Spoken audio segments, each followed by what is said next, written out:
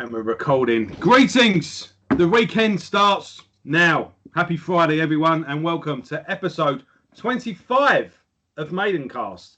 And this week we're hooking back up with our old mate Paul. We're feeling some pain. He went into his Phil Anselmo groove metal territory. With Killer's last album, Menace to Society, but he decided to leave. A polite way of saying he disappeared up his own arse? And what was that? Is that a polite way of saying he disappeared up his own arse? Possibly, yeah. But he wasn't the only one. I mean, Rob Alford and his Fight project, that was a bit, Pantera light, and a few different people got into that old get up. But here we are. So I don't know what happened, to be honest. I've not got story time this week. I'll have to apologise for the sound. You're not reading The Beast? Or was that done and dusted before this came out? The Beast. This album isn't anyway. Not that I remember. And I've read it more than anyone.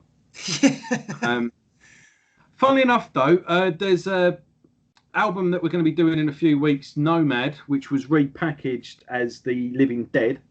There is a pretty in-depth interview on the DVD that you get free with the Living Dead edition of the album, and I think this is going to be. He says that one of the interviews was, "What are your three best albums that aren't Maiden?" And he said, "Killers, Murder One, this album, the album he was promoting, and Battlezone, Feel My Pain." Fucking hell. There you go. And I also really like Fighting Back by Battlezone as well. And he says in his book, The Beast, that Battlezone was his best post-Maiden band. Nah, fuck that. Killer's first album was his pinnacle. That's where he found his sound. Well, it might have. There's a few ways of looking at it, though, isn't there? Because maybe he felt better playing live with Battlezone than he did. Yeah. Killers, maybe. I don't know. Yeah, I suppose it probably just means the band, not the records or whatever. I watched a video on YouTube of a concert on the first Battlezone tour, where they it's pretty much the Fighting Back in full with a couple of Maiden numbers peppered in, and I think they do a cover. And they even then, to pad the set out, they do what Testament did a few years ago, where they all did a solo each. Oh, fucking hell. And the thing is, with Testament doing it, you got top quality musicians, haven't you? Yeah. And in all fairness to them, though, those guitarists shred. Really? Yeah. For fuck's sake. And no one was asking you. So. Yeah, fuck off. If I knew how to edit stuff properly, I'd like interject some like quote then. Like, that's it, yeah. Yeah. But yeah. So anyway, everyone, I apologise for train of thought. Sound bit shoddy this week because my earphones have given out and my microphone gave up the ghost a few weeks ago. But I've got one in the post that's coming tomorrow, I think, and I'm going to be sorting out my earphone situation as well. So hopefully my sound's going to dramatically improve over the next video or so. But yeah, housekeeping aside, we said we were doing this every Friday. And we don't let perfection be the enemy of done. That's it, yeah. What we said last week. What were we talking about then? We said something about, Chemical Wedding was knocked out in 6 weeks. You didn't spend 10 years on it. That's it. So after Killers, Paul decides to get back with John Wiggins of Battlezone to do one more album. They feel like they had some unfinished business. And he also hooks up with a new guitarist called Paolo Turin, who that name will be significant in a couple of episodes' time because he actually does a solo album with him. We've got Colin Riggs on bass. Let's have a quick look at him, see what he's done. None of them are linked on Wikipedia, which generally tells you they haven't done a whole lot. Well, Tokyo Blade had their Day in the Sun, didn't they? Don't know much about them, mind. And Mark Angel on drums. who also is in Tokyo Blade. So, yeah. So, new lineup, but the two main is Paul Di'Anno and John Wiggins. And, yeah, the groove thing is still pretty prevalent. Yeah, it's not as fucking overt as Menace to Society, is it? But it's still smothering the Killers sound, because obviously this is just, it might be called Battlezone, but it's an extension of the Killers. Well, I imagine it's fucking imagine it's legal things involved why you couldn't do Killers, because this is basically a Killers album. But but he's watered down the Pantera thing, but it's still there, and it's still far too prevalent to do him any favours, really. Actually, on the way home from work today, I was listening to Cowboys from Hell, and you can tell so badly that Paul wanted to be Phil. It was unreal. Little nuances in the voice and that. He was doing his best to copy him, and that's just a losing battle, really. Yeah, I think a lot of artists do go through that, where they end up being influenced by the next generation that was inevitably influenced. Well, yeah, they influence, because let's face it, there's no Phil Anselmo without Paul Di'Anno, is there? You know, I know obviously Rob Halford took more of the credit, but you're telling me that Phil didn't listen to Killers and Maiden? No. Phil was professed in many an interview that Paul Di'Anno was his favourite singer. Fucking, what is wrong with this lighter? Does anything fucking work? I'll just have to crack on. Anyway, yeah. So swings and roundabouts. I don't think he's quite as ripping him off on this one. I think his vocals are really good on this. What's your overview overall? We'll get to the headline, and then we're gonna approach this one, folks, the same way we did the second Psycho Motel album.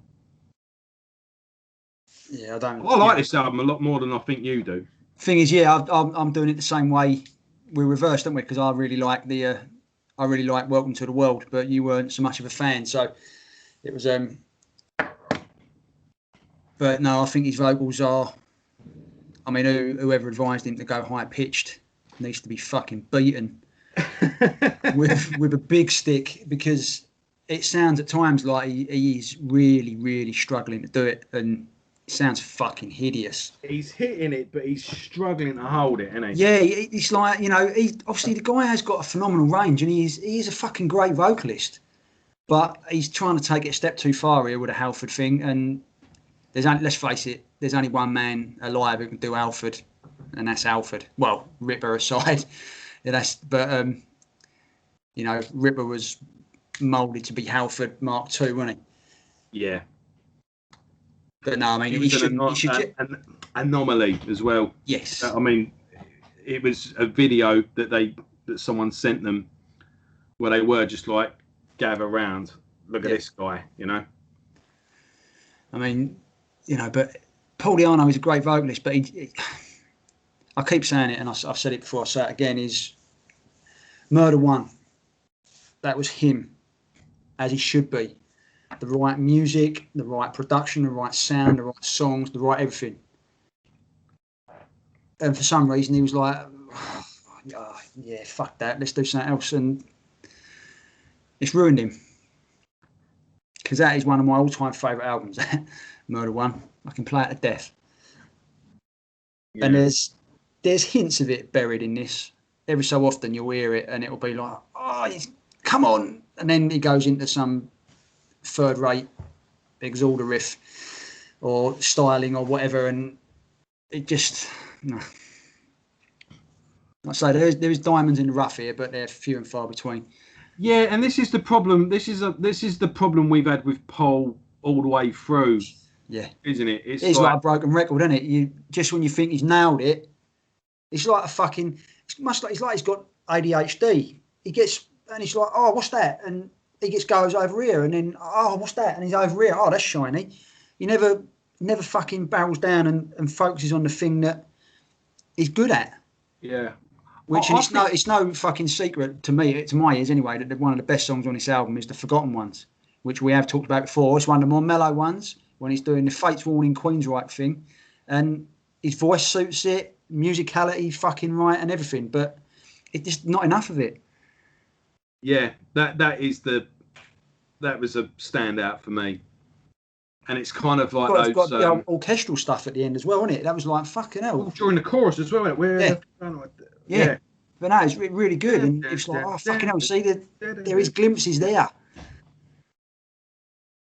Yeah, and you just think there's always that one in it. You just think, oh, and then there'll be like two or three songs where you're like, well, this is really good, so I must just have to get into the rest of the album. Yeah. But it just never, and not only that, the Forgotten Ones. When has he ever done that live? Yeah, I mean, that would be a really good song to do live as well, I reckon. But it's that's definitely what he's best at. But he just, for some reason, he just doesn't want to do it. But I mean, to be fair, the album starts off on a pretty good note. Actually, it's with the title track. It's generic. The old da da da da da da da da da, but it's all tight and it's not overt. They've got the kick drums. The drummer's pretty good. He's no Stephen Hopgood, but he knows his way around the kit. And it's actually for just a bog standard song. Yeah, bog standard metal song. It's like, oh, this ain't too sad. I mean, you don't need to be 5.5 minutes long, but no, that's the thing. You got the old and that actually works pretty well. And the nice open power chords and all that, and it's pretty good. I quite like that. Dun, dun, yeah, it's what I was just saying. The nice open power chord, just fucking letting it ring out with the double kicks going for it. This is pretty atmospheric, and then it kicks in. Dun, dun, dun, dun. I do think the production. I always switch off when people start talking about production, but it is just like it can make or break an album. If someone beefed this up a bit and kind of made a few bits. And I've noticed as well, as the song changes, or say like it kicks up a level or it quietens down, it all just stays at the same level. Yeah, there's no dynamics there. Yeah, and you think like if some things were just exemplified or turned up a bit or beefed up a bit, and so a song would kick in, it would bang, it would explode. And that's why Murder One works so well, because the production was great. Like things like Dreamkeeper and that, when it kicked in, it fucking kicked in. It was like, whoa, and the levels worked, the changing in tones and all that, they really worked. And that production was awesome. But it's, this is better produced than the last Killers album, and it's better produced than anything Battlezone have ever recorded. But it does get let down exactly where you say it does. I just know the level changes they're not fierce enough, they're not pronounced enough. Yeah, and I just think maybe if a decent producer just played about with the songs a bit and just... Well, that's the thing.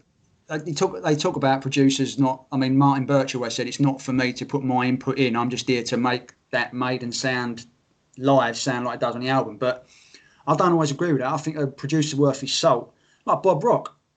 I know you haven't seen the Metallica year and a half, have you? I don't think I have, no. But the way he's in the studio, he's actually fucking... I know, because he's in there. He's actually saying, no, what about this? No, this will work. What about this? And, he's actually fucking putting his two pennies. He's almost like another member of the band. And for me, a good producer, he's a member of that band for however long he's in the fucking studio with them. Yeah. And he's got as much right to put some input in. All right, the band can go to fuck off. But... I think, sometimes you need a producer who's going to... That's pretty much why the first Maiden album didn't work, because Steve Harris always said that Will Malone was just basically sitting there with his feet on a desk reading the paper. That sounded all right, Will. Yeah, that's all right, I'll turn this knob here. And there was no to and froing. And you need a good producer. The band needs a good producer and to be like a symbiotic relationship. A producer can't do it for you, but he can definitely give it the finishing touch. You need to know how it sounds, but I do think a decent producer, I don't know, but surely once they've been around the block, they're going to go, look, this is going to sound explosive. This is going to think, trust me, I'm the one that's going to listen to it 100 times in a row when I'm mixing the fucking thing. Yeah. And that's going to grate on people. We had one of them when we was doing the Set in Silence demos back in the fucking day. Grant, I can't think of his surname now, but he run out of Adelaide Studios in Ongar, and he was one of them. 1 second. Yeah. I think I've got the CD here somewhere. But he was a brilliant producer, because he became a member of the band for the, he was only in there for 3 days because that's all he could ever afford. But for that time, he was putting his input in. He was like, "Oh, what about this? Does this work? What about, why don't you try this?" And he fucking had his head screwed on, man. And I always rated him for that. And that's why a lot of people Kilkus went to him when they did their album, For Visible Noise. He produced it. He didn't mix it. That's why it sounds like shit. But he was a really good producer, and that's what this album is lacking. Yeah, I don't know. That's a good little. I don't know. I think when you're on your way up, you definitely need someone like that. Yes. And you need. You see, don't you? I mean, they almost become part. I mean, look at like Terry Date with Pantera, where they found each other and they just basically they were there. It depends what you want. Yeah, what type of album do you want to make? Because when you hire a producer, you go like, right. When you go to Andy Sneap, right, I want the guitars to sound fucking amazing. Yeah. And that's what Andy Sneap does. Yeah. If you want someone to interplay with the performance, maybe you'd go to someone like Ross Robinson, who's going to give you a therapy session, and you'll be a fucking wreck at the end of it. The fucking guy who did Lamb of God's Ashes of the Wake album, can't think of his name, but on the behind the scenes documentary on that, he was the one who made fucking Randy run around the block. Yeah. Randy made Randy. So he's going to get the. He's going to get the performance out of you. Yeah, he said there was a scream section and Randy did it, and he was like, "No, I'm not feeling this, Randy. What you need to do is you need to run around the block 3 times, and then just run straight in and run straight up to the mic and scream, just be out of breath and just fucking give it everything." And you see him on the film, he fucking did it, and his producer was grabbing it by the balls and saying, "No, fucking this sounds good," and it's telling. So, Feel My Pain kicks things off nicely, and then it's just like, oh, this is fucking typical. They then chuck in a re-recorded version of Children of Madness, which is totally unnecessary. Totally weren't needed. It's fucking slower for some reason, and even one of my favourite things about that song is during the chorus is those subtle little keyboards in the background. Yeah, not there, and then he does this fucking unnecessary high note. It's hideous. Fucking hideous. And just like the Angel and the Gambler, the Angel and the Gambler, the Angel and the Gambler, the Angel and the Gambler, it completely dislodges the album because it just doesn't need to be there. And anyway, I got to the point I went, right, today, so I listened to it on the way to work and on the way home from work, and I just went, right, bollocks to this, and deleted it. Yeah. You go from Feel My Pain straight to Victim. Oh God, it's like unblocking a pipe. The album just flows better because that sort of mid-pace groove of the Feel My Pain sets the tone, gets things nice and going, and then bang, Victim's quite nice and up tempo. So we've got the intro, now we've arrived. It's a blatant rip off of fucking Overkill, though, isn't it? For Motorhead. Right, it starts. You think of it like that. Yeah, fucking. As soon as I heard it, I was like, "Oh fucking hell, really?" But that's it's all right, I suppose. Ain't nothing special. But that's the problem with the album. It's just yeah. No, I can't do it. So don't even try. It's not advisable. I'm going to try and do that high note at the end of Children of Madness, and so then we move on, and we've got the Forgotten Ones, and this is a really good song. Oh, it's fucking brilliant, absolutely fucking brilliant. Yeah. And like I said earlier, it's what he's good at. These slower fates warming. You can do it when you want to. Yeah. And the ballad is the best one. Yeah. Again. Yeah. No secret, is it? No surprise. On pretty much all of his albums, the slower one has been the one that's fucking killed it. Yeah. One that's grabbed you, but whatever. What do we know? But again, it's just, it's a really good song. It is. And if this was on a bigger album, it'd probably be a much more known song as well. I think his vocals are really good on this song as well. I do think yes, he performs really again well. because he's not trying to put on a false front. He's not straining. He's in his And natural. even in the verse as well. Fucking yeah, area. in the like, verse is it interlude like pre-chorus?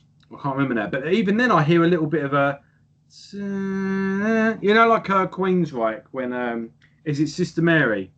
That dun dun dun dun dun dun dun dun. It's got like a sort of, and then the keyboards go dun dun dun. So they kind of come in and build up, and just as they're about to build up, they then go. So it's like dun, dun, dun, like that during Sister Mary, and it's kind of like that in the background, but they're just so far in the background. It's like, are they actually there, or am I? Just imagine it wanting to be there. But then this really nice orchestral part comes in during the that da da dun dun da da dun dun dun. You know, and it's like, well, they have got a keyboardist then, so that must be keyboards. So yeah, keyboards are definitely there. So why the fuck ain't they on the Children of Madness? Yeah. Because that would sound that dun, dun, the way the keyboards just back up the riff on that chorus, it just makes it sound eerie. Yeah, give it that dynamic, don't they? To give it that extra layer. But it's just not there. But yeah, but that's the highlight, really. I'm afraid. Yeah. Yeah, all goes down the pan pretty sharply, doesn't it? And I don't have any pleasure in slagging albums off. You know, I don't. But no, I mean, we've said this in the past, haven't we? We've said it in the past, haven't we? We don't like bashing Paul. It's not. We want him to fucking do well. It's almost like he don't want to do well. But he don't want to do well. No, he seems to just keep claiming the dole money. You know, it's just fucking. It's ridiculous. Yeah. So Push is kind of like a mid-paced. Yeah, I can't even. That's it. Yeah, I'm struggling to fucking remember it. Yeah. We've heard this 1,000 times from Paul. Yeah. And 1,000 times better as well. Yeah. And, you know, Snake Eyes, fucking hell. Some more of his piss poor fucking tough guy lyrics. I did think the hideous, high-pitched, rip your spine out. I mean, what? Stop it.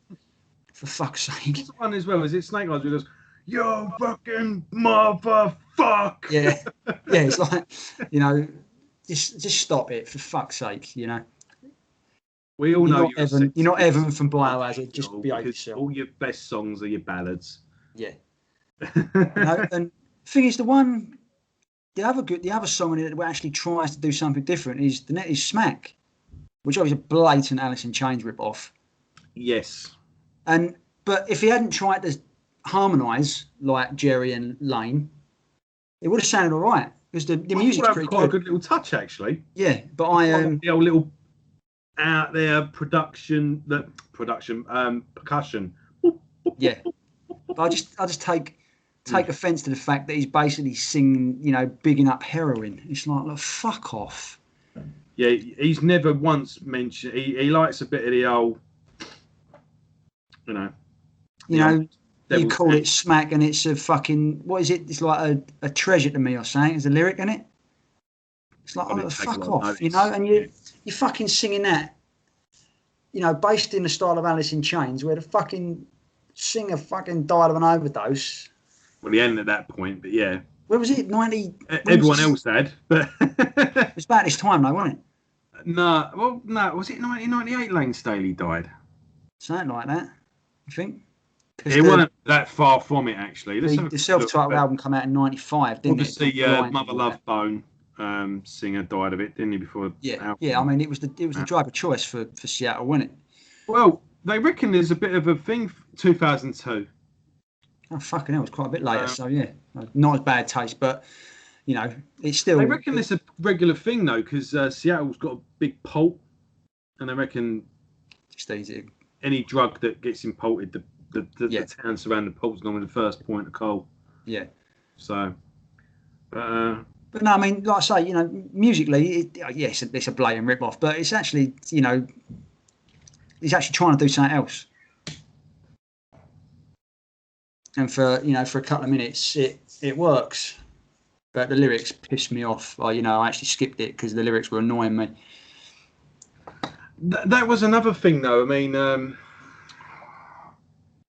I referenced, I can't remember when it came out, the exact year, but it was 1992. Yeah, it must have been about 94.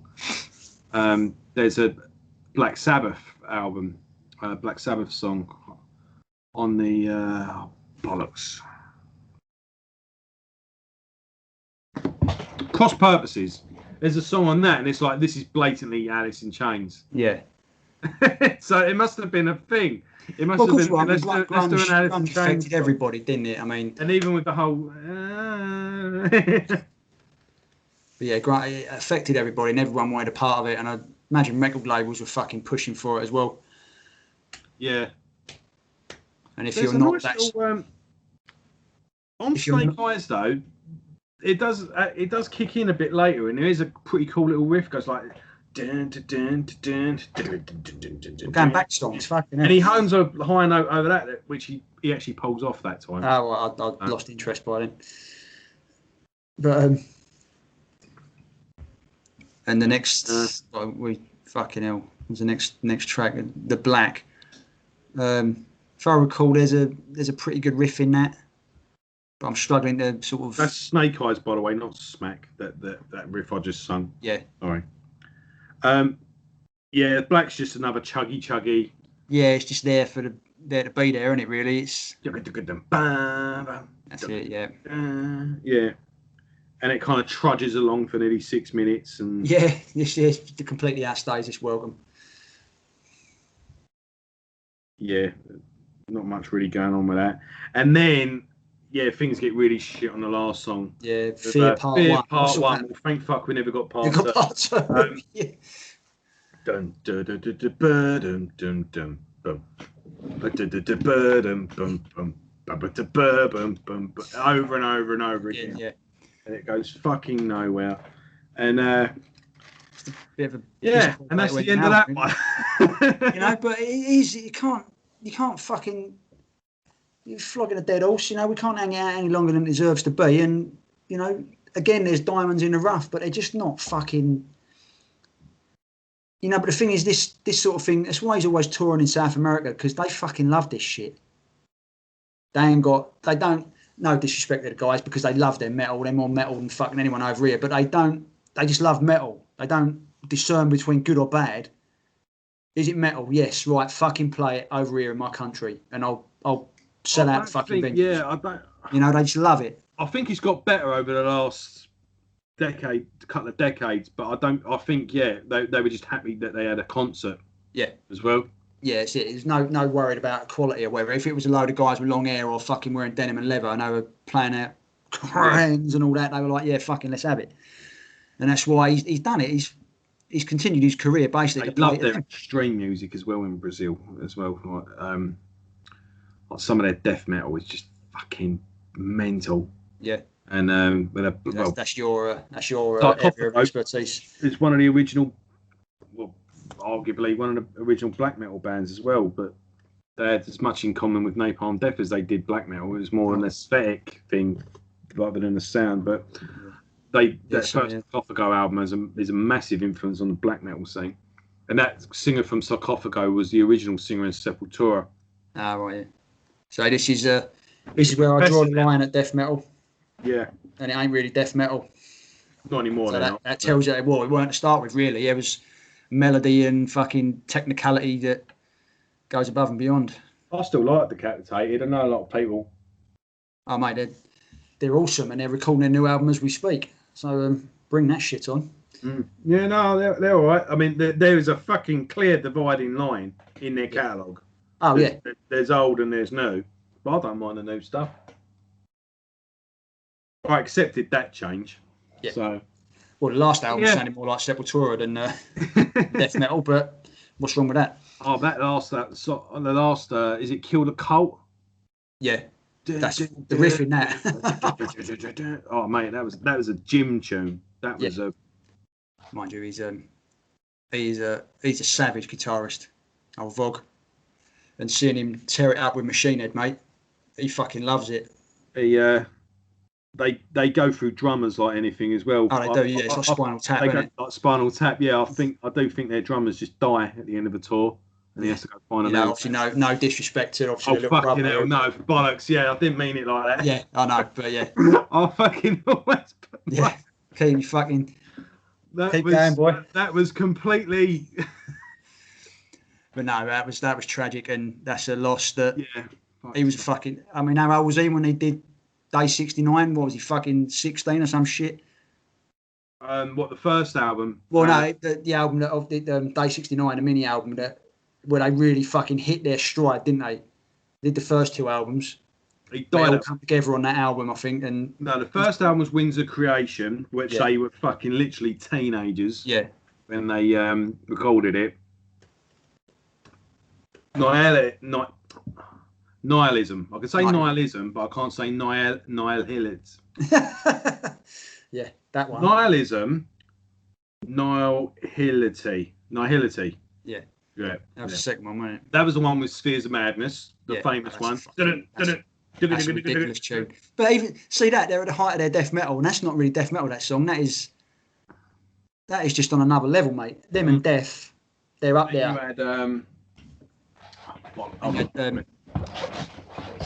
You got Delegation. That's it. That was a really good album.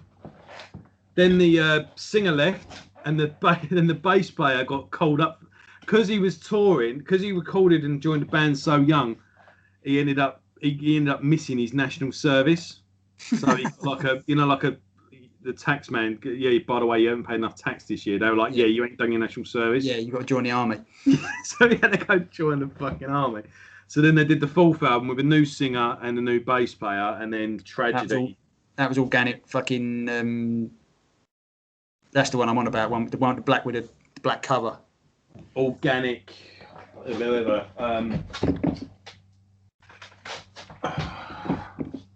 That's the one. Organic hallucinations. I can't fucking. Hallucinosis. Organic hallucinosis. Yeah. Yeah, that's the one. I've never said that out loud ever before. Yeah. But that's the track with Day 69, man. I mean, the drumming in that is just. Oh, that fucking album's amazing. That's one of my favourite death metal albums ever, and I just love that biomechanical, like H.R. Giger. Yeah, sort of got a very, very, very good feel to it, isn't it? But yeah, but fucking hell, how the fuck did we get on to talk about Decapitated? Right, let's sum it up. So Battlezone. Yeah, it's over. It should have never come back either. I mean, this is blatantly a Killers album, but like I say, I think legal proceedings stopped him doing Killers, or Opgood and all that were like, no, fuck off, we don't want to do it. But I think one of the old Killers members joined for this tour for the live shows. If I recall, the guitarist or the bass player or something. Oh really? I don't know. I think so, yeah. But yeah, this is after Metallica summed it up. This is the thing that should not be. There wants to fucking talk. But yeah. Fuck off. But no, I mean, come on, Paul. You got to stop it, son. No, the thing is, though, you've got it in you. I know you have. It's it, and it's frustrating. And I do like the Forgotten Ones. I'll give it that. Mm-hmm. That is a really good song. Yes, that is very good indeed. And, so, I think this is. Yeah, I mean. To me, this is even worse than Killers, so it gets a 2.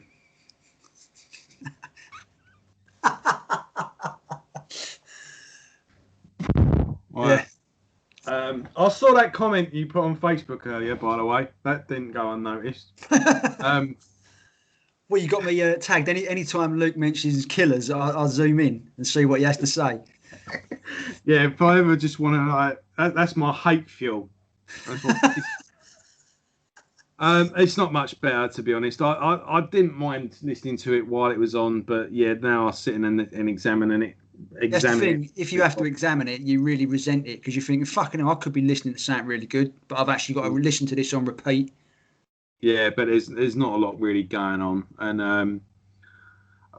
apart from that one standout track that isn't even a heavy song, it makes you thing. But never mind.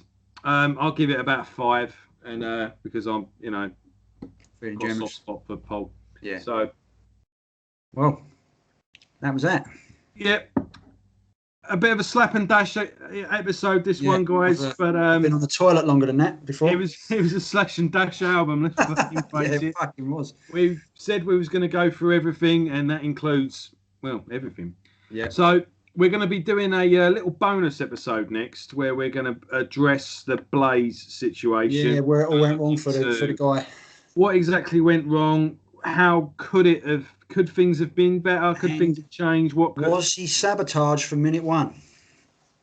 Because that's a question that needs asking. There's a little theory behind that as well. Yeah. So, we're going to do that next, and then we're going to do Brave New World, where everything comes back together. Yeah. And the stars align, and everything turns out all right in the end. And then we're going to go into Blaze's. Yeah, and it turned out all right for Blaze. Silicon Messiah. Silicon Messiah, yeah. And going forward, I'll give you a little spoiler. I think Blaze Bayley's solo